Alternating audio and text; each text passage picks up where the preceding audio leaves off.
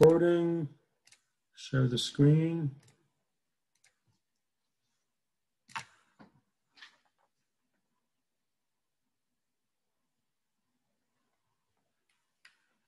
That's not what I want to do. I'm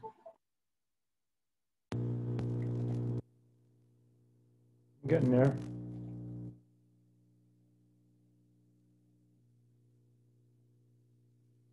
Right. So my game plan is to try to finish everything by today, but if not, I still have tomorrow. So maybe I'll finish today, but if I don't, maybe half of tomorrow. Then the rest of tomorrow, I'll let you ask questions. So question and answer tomorrow. If there's any pressing issues you have tomorrow, bring it up tomorrow, and then Friday's our test. All right, so you've already seen one test, so now that you've had one test, you know the ground rules.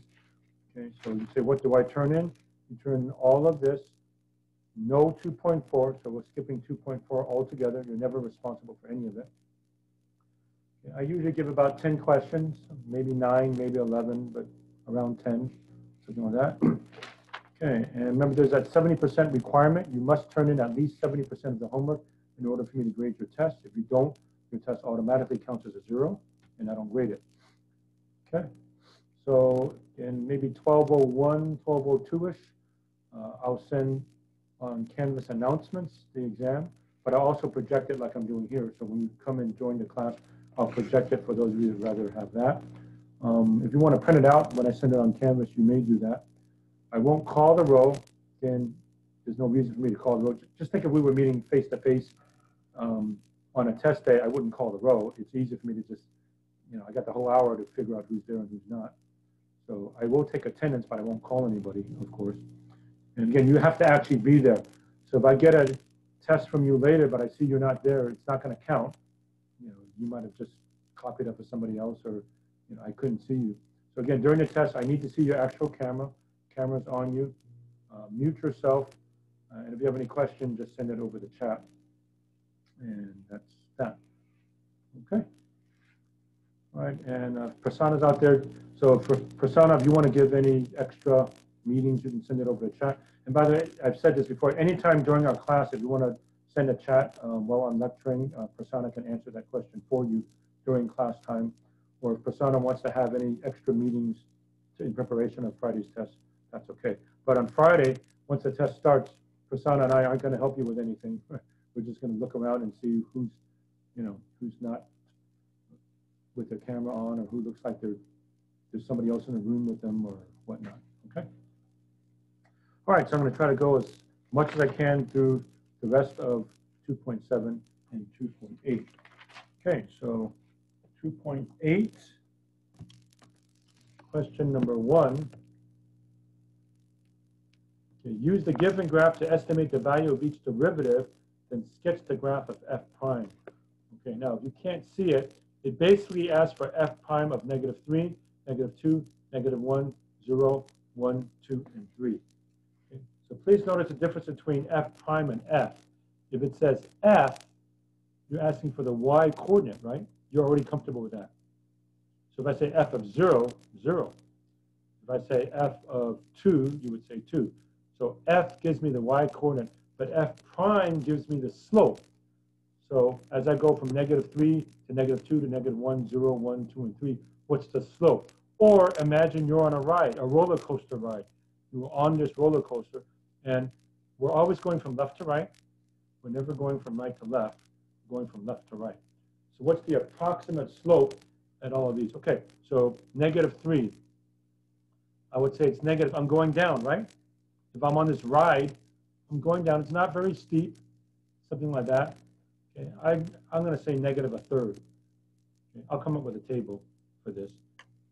But if I draw a tangent line, okay, it looks like I go over 3 and down 1. I don't have enough hands to show you that now, but it's over 3 and down 1, so I'm going to say -1/3. Okay, f prime of -2 should be pretty straightforward. Right here, what seems to be the slope? 0, right? Right, I bottom out, slope is 0. And now f prime of -1, it looks like I'm going positive again.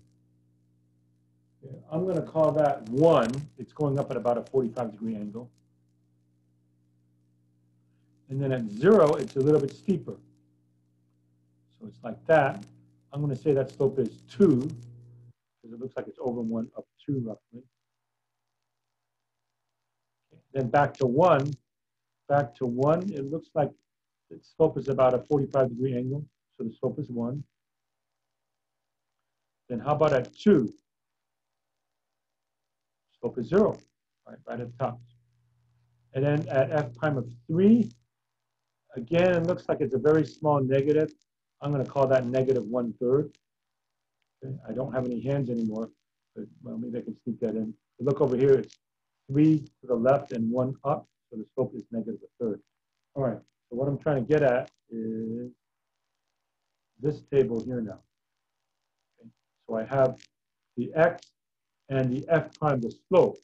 So at negative 3, I said the slope was negative 1/3. That looks like it's 0. That's about 1. That's about 2.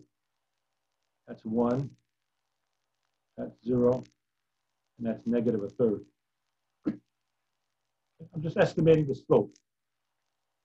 And now they want me to sketch the graph of f prime. So I just plot these on a graph. Okay? It's not x versus y. It's x versus f prime of x. It's x versus slope. So I basically plot these. So negative 3, negative 1/3, negative 2, 0, negative 1, 1, 0, 2, 1, 1, 2, 0, 3, negative 1/3.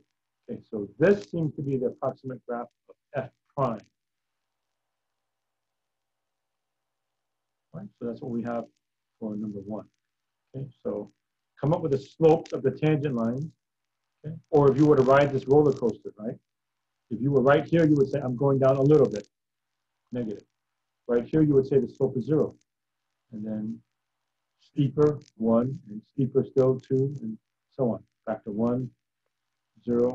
And then over here, it's again a small negative, so negative 1/3. All right, so that's the graph. All right, so that's that. 3 is a matching. And to me, the easiest way to do the matching is just find some key things like the slope of 0. Okay, A, B, C, D have derivative graphs of 1, 2, 3, 4. So how can I possibly do that? Right? And yet, you can just get it by the slopes of zeros and certain other things. Okay, let's look at B. Remember what we said before about that point and that point? They're called corner points, which means the derivative does not exist here and here. Now, where's here? I don't know. One's negative and one's positive, maybe negative 1, maybe negative 2. But this graph, I can find a slope of a tangent everywhere. Okay? I can find a slope of a tangent there everywhere. This is differentiable everywhere. Okay? Everywhere I can come up with a tangent line. Okay? I would not mind being on any of these rides, any of these roller coasters, right? They're all smooth. This doesn't look right. I'm not going on that ride. It doesn't look right. You don't have rides that go like that, right? It's quick, abrupt change. Okay? So for B, I just look for anything where the derivative is undefined. Any undefined? Yeah, 4. So automatically, B is Roman numeral 4. So put that down somewhere. B is Roman numeral 4. Undefined, undefined. See, positive slope, constant. Negative, positive. Positive, above the x-axis. Below the x-axis, above the x-axis. All right, so we know that B is 4. Okay, let's look for slopes of 0. Okay, A, slope of 0 there, slope of 0 here. One is positive, one is negative. So that translates on the graph over here that it's going to touch the x-axis exactly twice, one negative and one positive. So it touches the x-axis exactly twice, one positive and one negative, so that's 2. So the answer to A is Roman numeral 2. Okay, so again, slope is 0, slope is 0, and nowhere else. That corresponds to that and that. Okay, C, there's only one place where the slope is 0. That occurs right at 0. Okay, how does that translate over here? So it will touch the x-axis only once, and it happens at 0. Touches the x-axis only once, happens at 0. There it is. So C is Roman numeral 1. And then the last one by elimination, D, right, is the only one that we haven't done. But if you want to double check D, there are 1, 2, 3 places where the slope is 0. 1 at 0, 1 positive, 1 negative. That's this one. 1 at 0, 1 negative, 1 positive. So D looks like Roman numeral 3.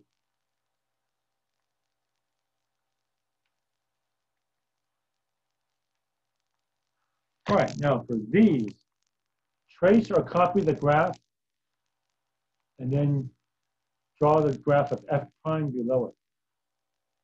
Okay, so how do I do that?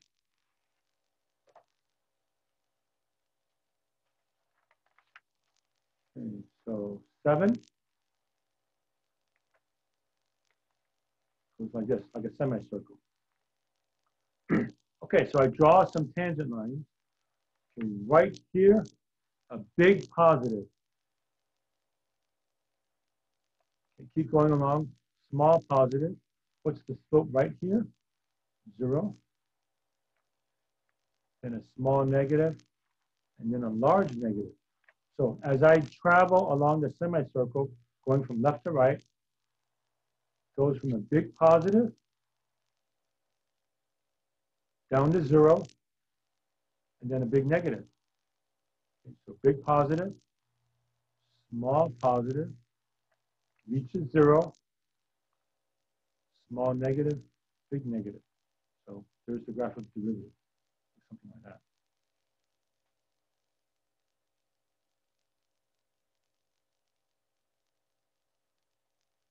Okay, 11. 11 looks something like this. Now, if I'm on this roller coaster ride, pretend you're on this ride. I'm always going up. Agree? You're always going to go up. Yeah, I didn't graph it that well, but this is meant to be a vertical tangent, which means not differentiable here. And it goes like that again. So let's see.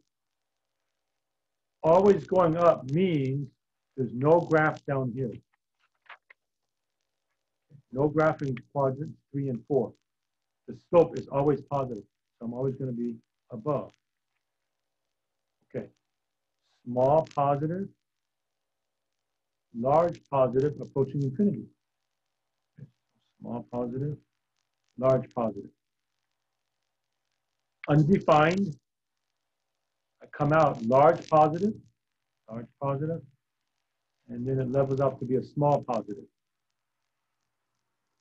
So it goes like so. That's the answer to 11.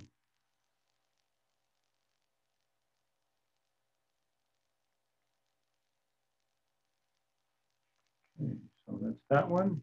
And we're being recorded also. Okay, number 9 kind of looks like a funny looking W. Number 9.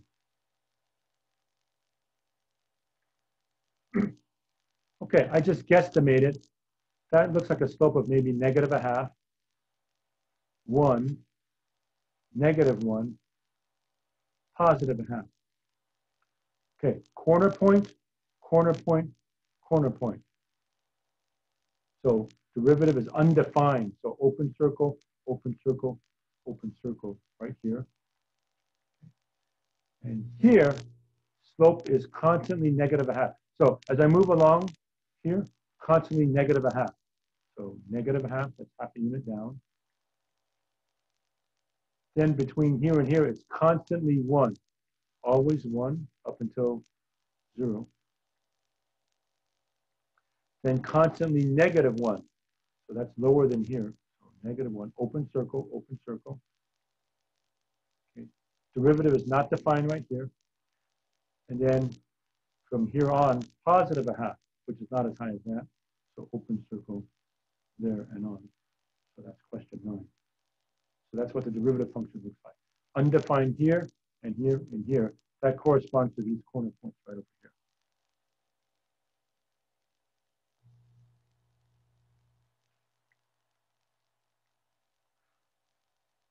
All right, that's those. Now back to doing more derivatives. I'm jumping back to 2.7. And I'm jumping back and forth between the two, depending on what I wanted to cover there. So 2.729, more derivative problems. Okay, f of x is 5x over 1 plus x squared. Find f prime of 2, and then come up with the equation of the tangent line at the point 2, 2. Okay, so 2.729. 5x over 1 plus x squared. So use the definition of derivative, which you must use for the exam. Again, no shortcuts. I won't accept them. Okay, and Prasanna, if you're out there, when we give review sessions for everybody, don't give them any shortcuts. I've got to use the limit definition, right? So the only one you need, put it on your cheat sheet if you wish again. 2.8, page 152. F prime of x, limit h approaches 0. F of x plus h minus f of x all over h. Okay, so limit h approaches 0. F of x plus h. Replace x with x plus h here. And also here, it looks like this. 5 times x plus h, 1 plus x plus h squared. Minus the original f of x. 5x over 1 plus x squared, all over h. Do not plug in now. You're never going to be able to plug in the derivative functions now because you're dividing by 0. We have to algebraically cancel that out. All right, so this similar theme, anytime you have something like this, a so-called complex fraction, fraction on top of a fraction, instead of dividing by h, you multiply by 1 over h. That just makes it easier. Okay, 5 times x plus h over 1 plus x plus h squared, leave a space, minus 5x over 1 plus x squared. And you know the way it works. This side needs that, and this side needs that. Right? So this side multiplied by 1 plus x squared over 1 plus x squared. This side, 1 plus x plus h squared. And this one, I just had to multiply it out because I knew I had to do it next time, next step. So 1 plus x plus h squared. X plus h squared is x squared plus 2xh plus h squared. And then I distribute. Okay. Now this right here is 5x plus 5h. Okay, maybe I'll write that here to make it a little easier for you. So this is 5x plus 5h. 5x plus 5h times that. Okay, so we FOIL. 5x times 1. 5x times x squared. 5h times 1. 5h times x squared. Okay, what I did over here to make it easier is I put a plus and made that into a negative. That's a 5. Okay, that just reminds me to distribute. Okay, sometimes if you leave it as a minus and a plus, students might forget to distribute. So I put the plus here and a minus here. Now you know you're distributing, which means they're all going to be minuses. Minus, minus, minus, minus. So minus 5x minus 5x times x squared is minus 5x cubed. Negative 5x times 2xh is minus 10x squared h. And then negative 5x times h squared is negative 5x h squared. Okay, so I have this big long thing here. Now, 5x cancels 5x.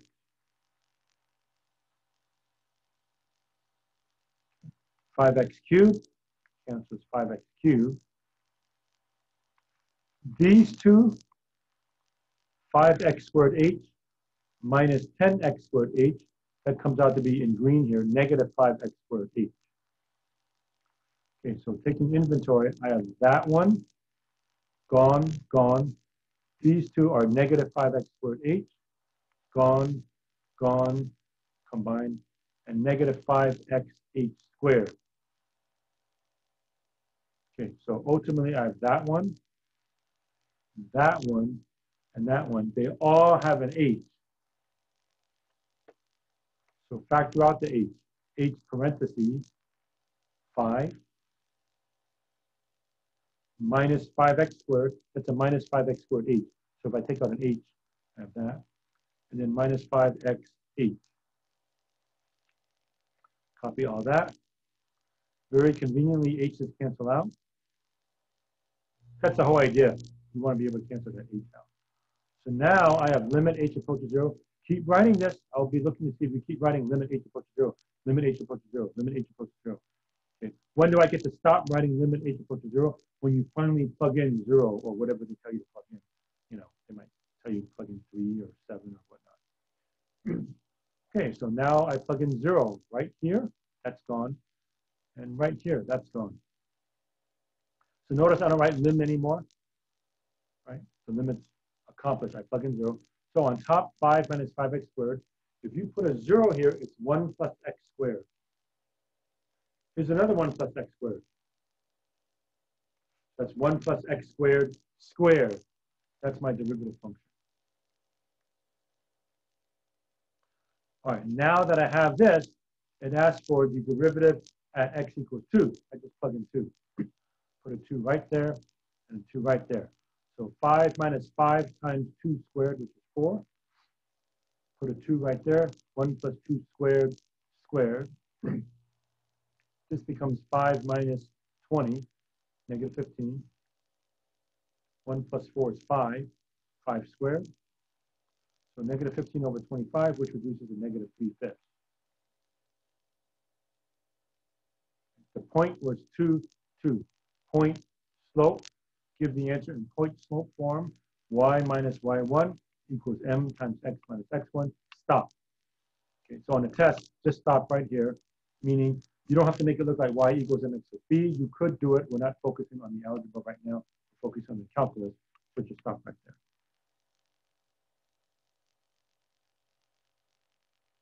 Okay. All right, that's that one. Next one I want to show you was 2.823. Yes, I'm jumping back and forth, but as long as I'm on the theme of graphs, I wanted to do all the graphs in both sections. And as long as I was on the theme of finding derivatives, I was going to do derivatives, you know, from both sections. Okay, so 2.5t squared plus 6t. So 2.823. And yes, some of you out there are saying, boy, I just want to do the shortcut. Sorry, don't get to do it. But you can do it as a double check, I suppose. So f prime of t, limit as h approaches 0, f of t plus h. So everywhere I see t, replace it with parentheses t plus h. So 2.5 t plus h squared plus 6 parentheses t plus h. Minus the original function, f of t, just copy it all over 8. All right, so limit h approaches 0, 2.5. What is t plus h squared? T squared plus 2th plus h squared, right? The square of a binomial, a plus b quantity squared, a squared plus 2ab plus b squared. Okay, plus 6 times t plus h, 6t plus 6h.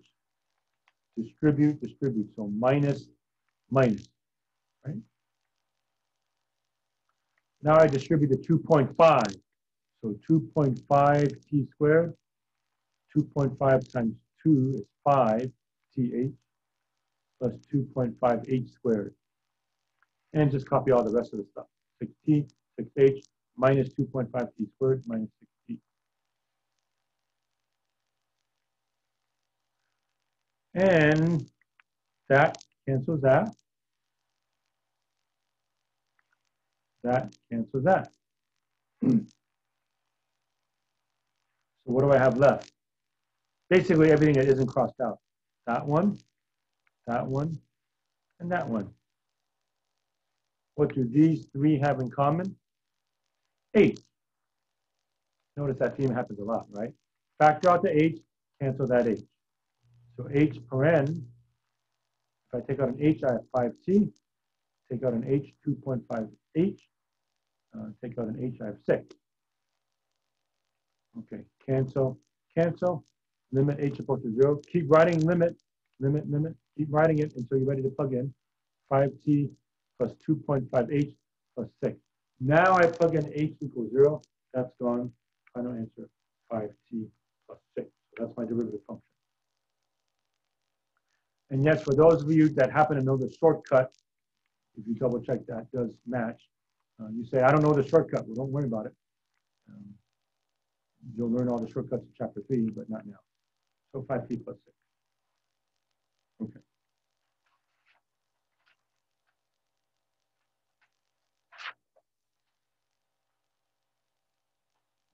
All right, so that is that.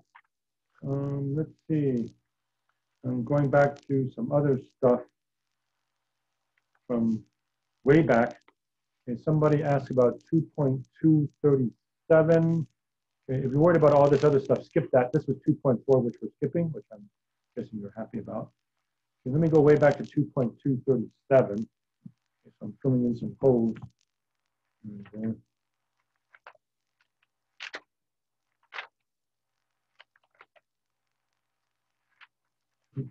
2.237.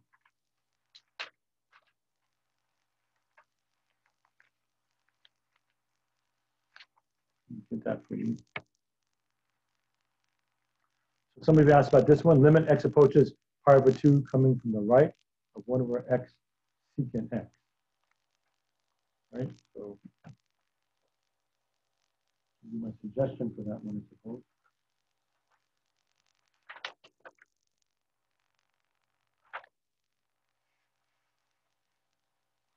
Okay, limit as x approaches pi over 2 from the right of 1 over x secant x. Okay, change this to 1 over x cosine x. Okay. Now, x approaches pi over 2 from the right. You see, we're used to approaching like 1. It's pretty easy to do that. But this one, you have to get some decimal approximation of pi over 2. So pi over 2 is about 1.570796. Okay. See if I can show that to you on a typical calculator. Sorry. So pi divided by 2. If you have a pi button, hit pi over 2. 1.570796 and so on.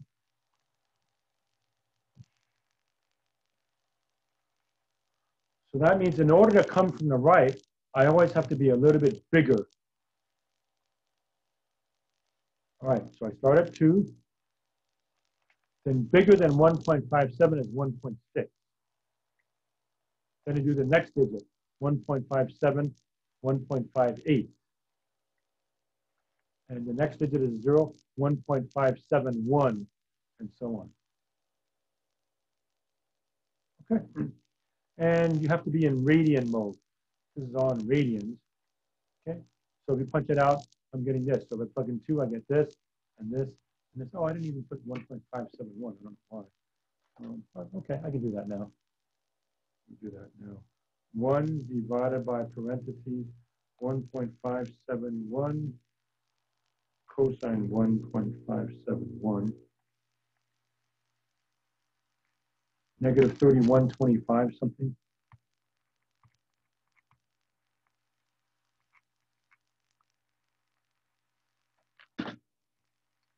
Okay, so the numbers are getting real big in a negative sense.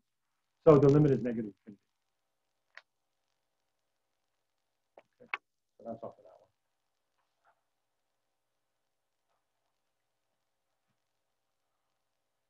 one. Okay, then let's see. The only other one I was going to show you was 2.661, and then I'm basically done, I think. Check my notes here on some stuff real quickly. Get that. Maybe I'll go back and show you 29 from 2.8 also. Okay, so I'm almost done, folks. So if you can think of some problems, we might finish early. If you want to do any problems, we could. 2.661, let me show you that one.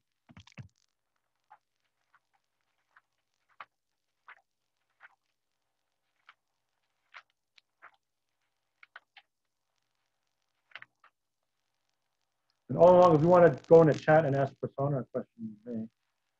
out there. 2.661. A quick graph of y equals x to the fourth minus x to the sixth. X to the fourth minus x to the sixth. All right, so first factor, x to the fourth times 1 minus x squared, which is x to the fourth, 1 plus x, 1 minus x. Okay, so the zeros are 0 and plus or minus 1. Okay, so ignore the rest of the graph. Unfortunately, I already showed you the answer. Okay, but right now, you've got a dot at 0 and negative 1 and 1. Right. The next thing I notice is that this is an even function. Yes, there are even exponents. But the idea of even is that if you replace x by negative x, you get the same function back, right? If you plug in negative x right there, negative x to the fourth is the same as x to the fourth, and likewise negative x to the sixth is the same as x to the sixth. So this is an even function. Even functions have symmetry with respect to the y-axis. So I'll just analyze this and just do my reflection stuff. What happens if I plug in a real big number as x approaches infinity? Okay. So plug in a super big number. That is a big positive. This is a big negative, right? 1 minus a big positive is a big negative. So it's a positive times a negative, So it shoots down to negative infinity. Yeah. How do I know what happens here? Well, pick something between 0 and 1. So what's between 0 and 1? Maybe a half. Plug in a half. Well, this is clearly positive. 1 minus a half squared, that's positive. Okay, so that tells me it goes up. So it goes like that. And now that I know I have an even function, I can just do my mirror image, reflect across the y-axis, and I have this. Such a quick graph. I don't really know how high this goes. Okay, we will learn that. So the nice thing about calculus is you can actually find out what is this maximum point here and here. Okay. This says as x approaches plus or minus infinity, y approaches negative infinity, it's a negative there. So plug in a super big positive number or negative number, well, you can tell it's going to be the same because of the 4 and the 2, right? So you're going to have a big positive and a big negative. That's a big negative. So on both sides, it goes like that and like that.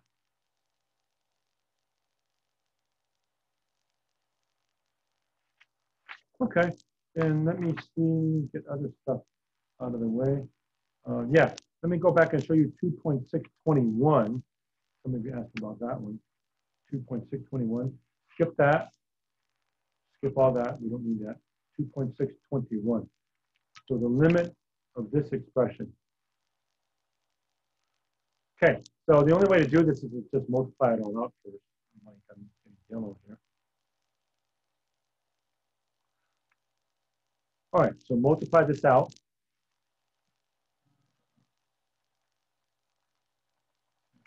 See that. This one, 2.621, page 138. So I square this, 4x to the fourth plus 4x squared plus 1. Okay, multiply this out, x squared minus 2x plus 1 times x squared plus x. Okay, multiply all this out. We're done with the top. So on the bottom, distribute x squared times that and that, negative 2x times that and that, then 1 times that and that. So x squared times x squared, x to the fourth, x squared times x, x cubed. Negative 2x times x squared, negative 2x cubed. Negative 2x times x, negative 2x squared. 1 times that is x squared, 1 times x is x. Combine like terms, leave the top alone. X to the fourth. These two give me a minus x cubed. These two give me a minus x squared plus x. Okay, so the numerator is 4th degree. The denominator is 4th degree. So recall the trick was to divide top and bottom by x to the fourth, right? 4x to the fourth plus blah, blah, blah, blah. X to the fourth minus blah, blah, blah. Divide top and bottom by x to the fourth. And then I divide. So that divided by that, 4. 4x squared divided by x to the fourth is 4 over x squared. 1 over x to the fourth is just 1 over x to the fourth. Then on the bottom, x to the fourth over x to the fourth is 1, minus x cubed over x to the fourth is minus 1 over x. Negative x squared over x to the fourth minus 1 over x squared. X over x to the fourth, 1 over x cubed. And yeah, now x approaches infinity. That goes to 0, that goes to 0, that goes to 0, that goes to 0, that goes to 0. So you should know that. You shouldn't have to plug in, you know, a million, a billion. You can tell right away. Any of these divided by a super big number, 0, 0, 0, 0, 0. Okay, don't have to write limit anymore after this. But in the meantime, lim. Okay, so now 4 plus nothing, 1 minus nothing, minus nothing. So 4 divided by 1, answer is 4. So I just have 4. All right, that's that one. And I also wanted to go back, and I think I may have already done it, but I'm going to show it to you again. 29 from 2.8. G of t is equal to that fraction. Somebody asked for that again. So 1 minus 2t over 3 plus t.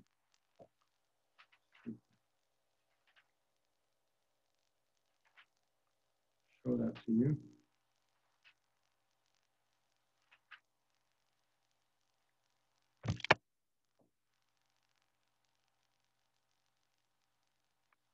Okay.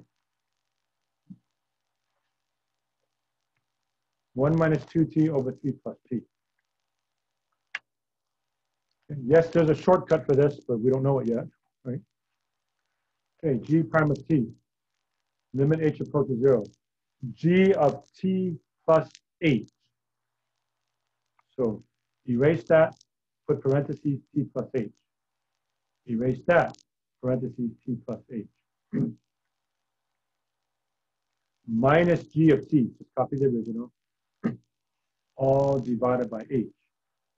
Okay, so g of t plus h, pretend you erase that t, put parentheses t plus h.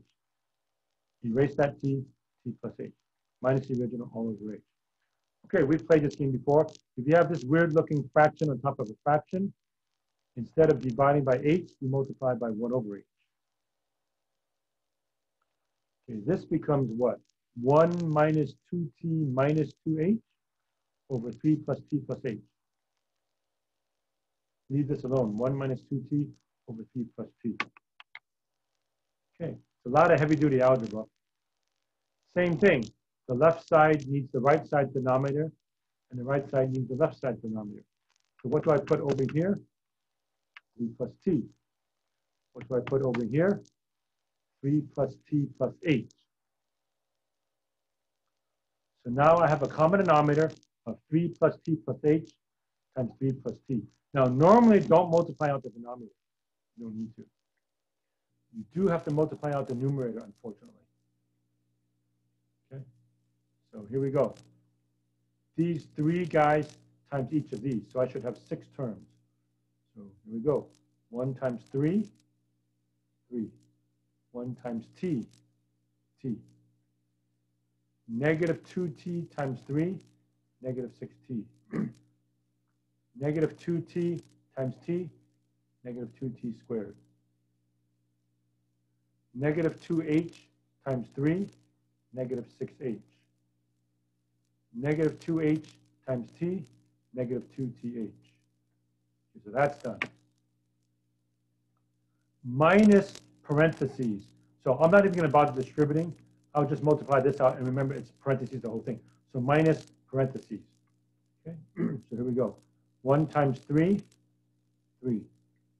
1 times t, t. 1 times h, h. negative 2t times 3, negative 6t. Negative 2t times t, negative 2t squared.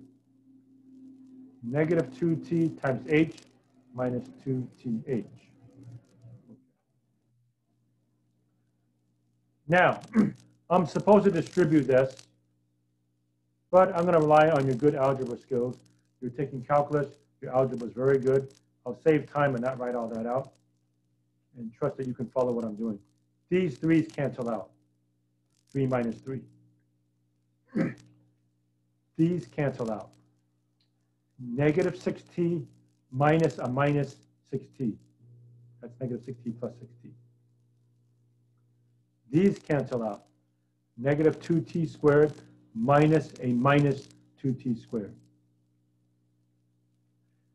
These cancel out. Negative 2th minus a minus 2th. Okay? So a lot of stuff cancels out. In fact, the only thing that doesn't cancel out is a negative 6h and a minus h. These are gone. Oh, maybe I didn't mention the t's. T's are gone. T minus t. So 3's are gone. T's are gone. Negative 6t is gone. Negative 2t squared is gone. Negative 2th is gone. That's 5 times 2, 10 terms. The only ones that don't cancel out are the negative 6h minus h. Gives me negative 7h. And what do you know? That h cancels that h. So limit h approaches 0 of negative 7 over 3 plus t plus h times 3 plus t. Now I can plug in 0. Negative 7 over 3 plus t squared. Final answer.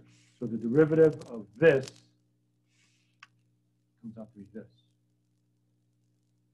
Okay. All right. Okay, we only have a few minutes left, so that was that. Let me stop the share. Check the chat. We don't have that many minutes left. Okay, so I have time for maybe 1 or 2 problems today. So tomorrow's strategy again is I'm basically done. You can ask me any questions that you want, but if that stops, I will get started with the next chapter. So if you don't want me to go on to do the next chapter, then ask me stuff. Okay, so we only have a few minutes left. Does anybody want to ask me stuff today? Or if not, you just want to gather your thoughts and save it for tomorrow, that's okay too. Any questions, please? Okay. 2.821.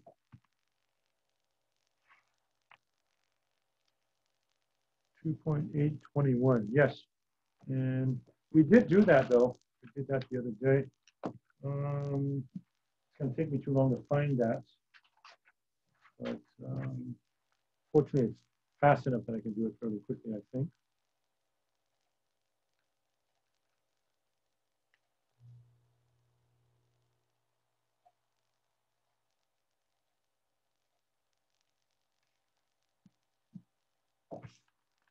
(2.821) f of x, x plus 8. F prime is limit h approaches 0. F of x plus h minus f of x